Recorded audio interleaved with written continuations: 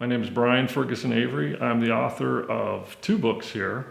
One is Rough Jointed Beast, which is a book of short stories. The other is a short story zine called Leantown, and both of these are available from Feral Indie Studio, which you can get at the feralindystudio.com website. I think if you ask a writer when you started writing, a lot of us can say that there really was never a time when you didn't write.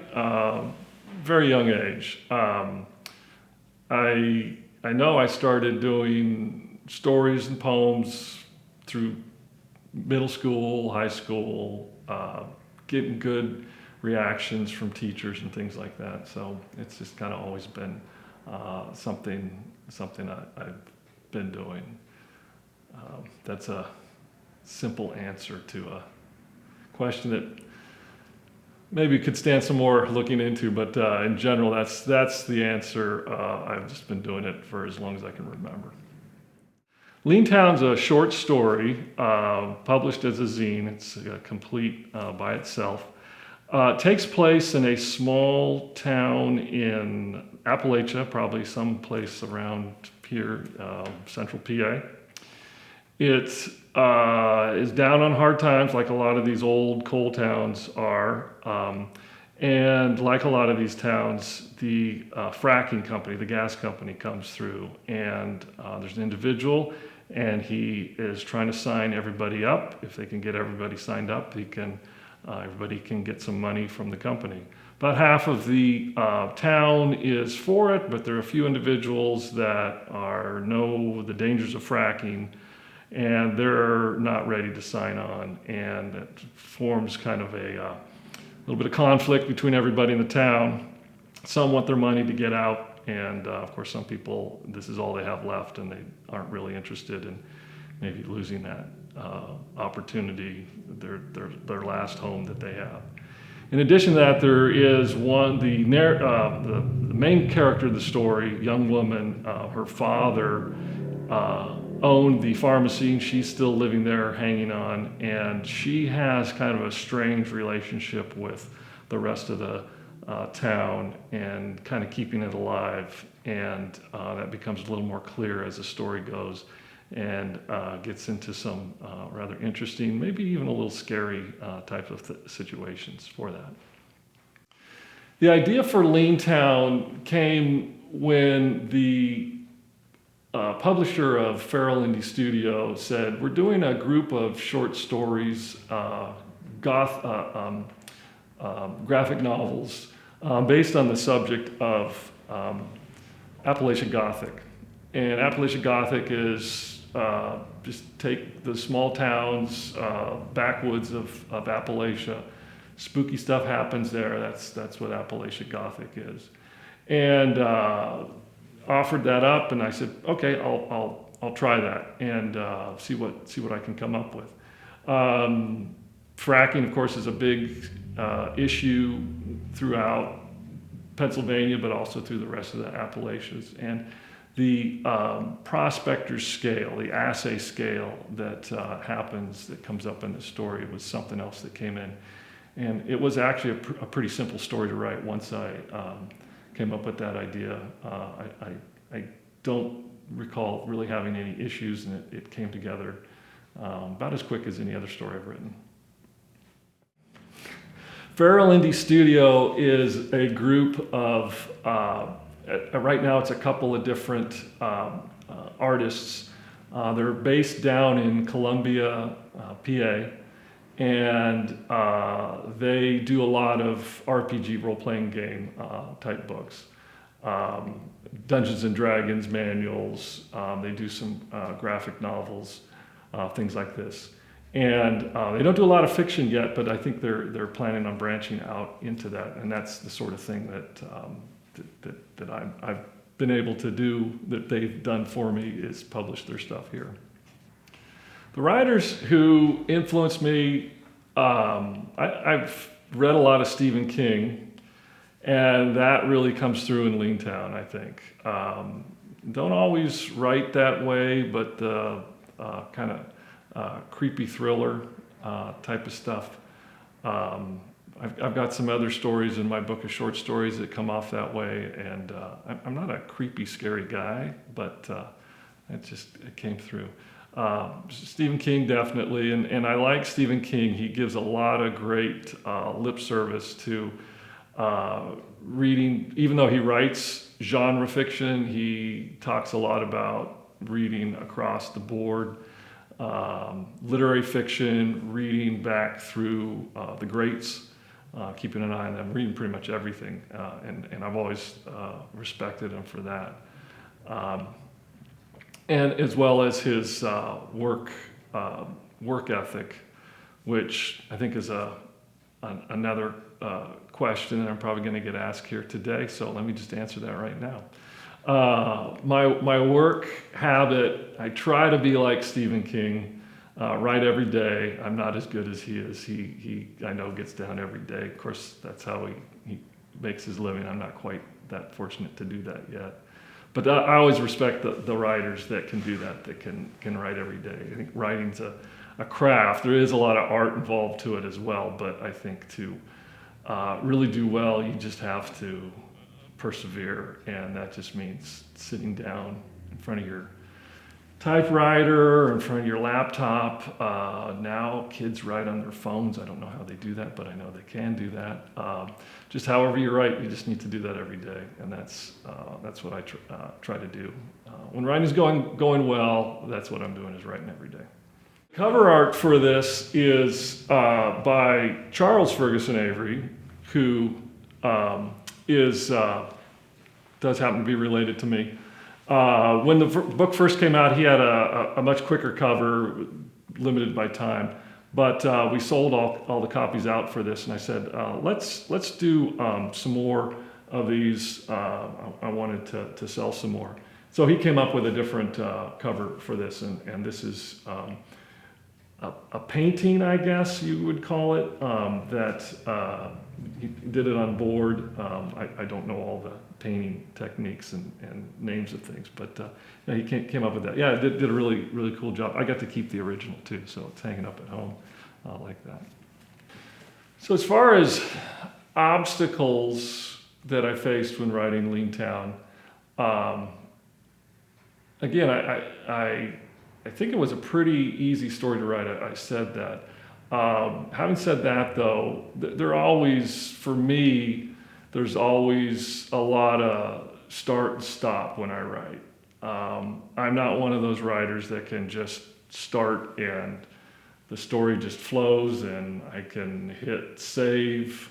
We don't do that on the computers anymore, but you're finished and it's done. It's always a lot of, what's my idea here? Let me start writing out and get an idea. Okay, let me back up here and look at that over. What do I need to change? Okay, keep going a little bit further. This story does come up in a lot of different sections, divided by time. And I can remember working on those separately. There probably were some that I wrote and threw out that just didn't fit. Coming up with the ending, I'm never that great at endings. I always have to kind of think my way through an ending. So that probably took a little more time. And so it's a back and forth of drafting, organizing, drafting. I always get started by just writing, and then I'll come up with the idea, expand that idea, kind of work on the organization, work on the outline, and keep expanding it until I've got a nice cohesive thing. And then, of course, it's coming through and revising and revise, going back through line by line, paragraph by paragraph, trying to take as much of a step back to see, is this really working or not? And then getting back in close and word by word and trying to make sure everything works well. That's my typical process. With a short story like this, of course, it takes a lot quicker. With a novel, it takes a lot longer because you're just doing so much more and trying to get so many more parts that are moving around and trying to get them to all fit. My favorite genre, I guess you'd just call it literary fiction. It's that type of work that is not romance, it's not Western, it's not horror. I'll step into some of those areas sometimes, but literary fiction is kind of just the basic stories about people, fiction that's credible. Doesn't necessarily have to be based in the real true world. So yeah, maybe okay. I'm gonna change my answer here a little bit. I do like going humorous. I do really shoot for that a lot of the time, and so literary fiction in the humorous vein, let's say, that might be where I like to kind of put myself. Does writer's block exist? I Well, sure, yeah. Otherwise, we wouldn't have a name for it. For me, I think the difficulty is in just finding time and energy. I know that's sometimes a very important aspect of it too, to actually sit down and work. I know I've worked on pieces where I think they maybe just getting started, they just don't go anywhere, and you just push those aside and try to come up with something different.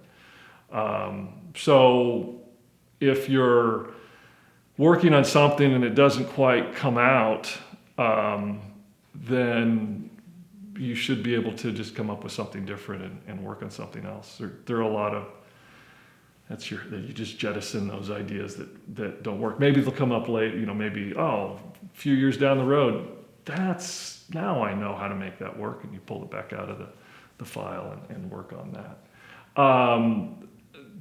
What I find the most difficult thing is, especially in these longer pieces, novels and things, is just the plotting and trying to get things to work out. And it's just kind of going back and working on it and getting a little farther, but then backing up maybe, and a little farther along and backing up. And no, this isn't working after all. Well, what could work? And sitting and working through it. And I can see that that does get kind of frustrating, but again, you just gotta stick with it. But that's if I'm ever blocked at anything, that's what it is. But I think it's just gumption tends to get you through that. I don't know that I've ever abandoned anything that I've worked on for very long. And maybe I'm fortunate in that, but I can see that maybe once in a while that does happen, that if you spend months or even years working on something, it's just not coming through. Maybe it's time to move on. So upcoming here, I'm pretty excited about anthology that Sarah Karasek has put together. It's called Weird Waypoints. I have a story coming out in it. She put out a call for manuscripts, describe a strange roadside attraction or some, places along the way, weird roadside things. And she's got 13 people in there. I'm one of them, and that should be coming out in this next month. There's a lot of other authors that I'm pretty. I don't know any of these other authors. I'm really looking forward to seeing what their stuff is like. I have a story called 10 Detours with You, and it's about a couple, could be man and woman, doesn't have to be, I suppose. And one of them always gets them kicked out of places, out of the planetarium, out of the Egyptian Museum, things like this. And of course, the other person is not too happy about this. And this is where all these stories come from. And pretty much all of them are based on places I've been to over my life, with touring places with my parents and with my family and by myself and things like that, and just kind of putting it all together in this, again, somewhat humorous situation. So the novel that I'm working on right now, it's taken me too long to write, I'm ashamed to say, but it's a novel called Whiskey Case. That's its working title.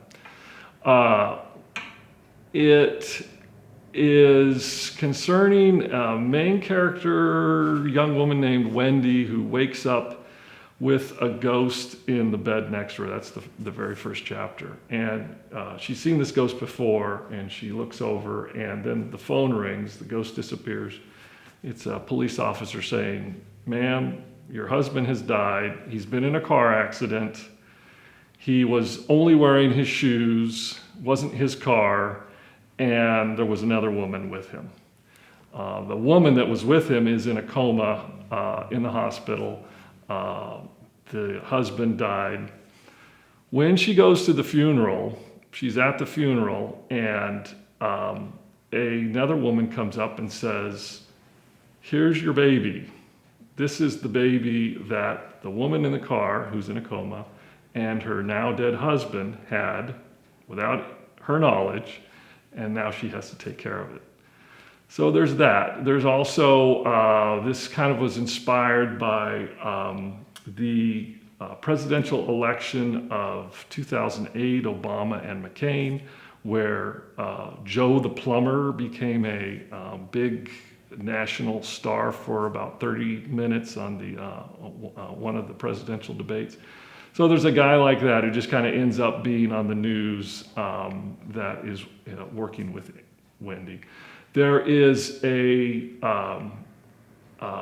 historical figure called the fossilist who has been, who believes that in order for us to achieve mortality, we have to be like dinosaurs and be preserved in stone in the earth, and someday later, some civilization will dig us up and present us in a museum, and we too, that's how we become immortal. There's also a treasure hunter who shows up at her property and says, "There is a case of whiskey that's been buried on your property, I think. I'm trying to find it from some advertisement gimmick that a company did about 50 years ago where they'd go and bury cases of whiskey, put them on tops of mountains and in the water off the coast of Florida. And then they put an ad in a magazine, in all the national magazines, and say, here are some very vague clues, go find it. Well, this case has never been found, and he thinks he tells her it's buried on her property. Can he please go look for it? And he's a very good looking guy, and now she's a single woman, and things happen there. As I was just telling somebody here today, I actually have to write a sex scene tomorrow, so looking forward to that. All these things are kind of in the air, juggling them together. It's been a sometimes very frustrating novel to write, just as new things come up and new problems introduce themselves. But it's also been a lot of fun to put this together. So that's Whiskey Case. That's my novel that I'm putting together right now.